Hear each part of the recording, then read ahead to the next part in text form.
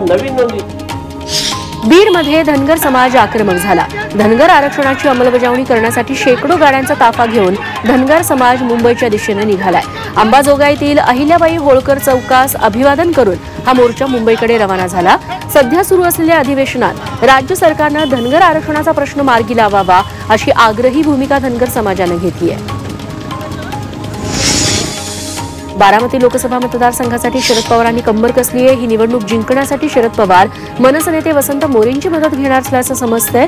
वसंत मोरेंनी शरद पवारांची भेट घेतली। पुण्यातील निसर्ग कार्यालयात शरद पवार बारामती लोकसभा मतदारसंघातील विधानसभांचा आढावा घेत होते।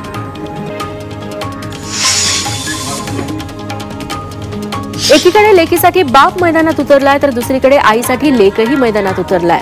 उपमुख्यमंत्री अजित पवार आणि सुनेत्रा पवार यांचे चिरंजीव जय पवार बारामतीत दौरे करतायत। जय पवार यांनी बारामती अमृत नोनी आर्थो प्लस ये एक प्रूवन फॉर्मूला है। इसमें मौजूद नोनी फल के गुण और आयुर्वेदिक जड़ी बूटियां शरीर को जरूरी पोषक तत्व देने के साथ साथ हड्डियों और जोड़ों के घिसने, उनमें होने वाले सूजन और दर्द को रोकने में मदद करता है। दर्द मुक्त जीवन के लिए अमृत नोनी आर्थो प्लस। तिच्या ग्रामीण भागात दौरा केला। स्थानिक ग्रामस्थ आणि कार्यकर्त्यांशी संवाद साधत जय पवारांनी त्यांच्या अडीअडचणी जाणून घेतल्या।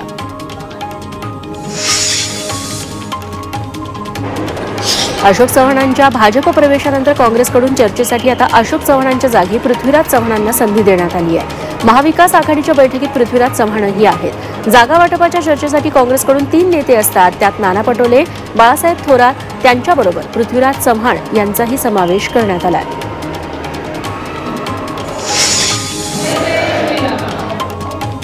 भाजपच्या मावळ मतदारसंघातील कार्यकर्त्यांचा मेळावा कर्जत इथं झाला। गोव्याचे मुख्यमंत्री प्रमोद सावंतांच्या उपस्थितीत झालेल्या या मेळाव्याला आमदार प्रशांत ठाकूर, आमदार अश्विनी जगताप, माजी आमदार सुरेश लाड उपस्थित होते।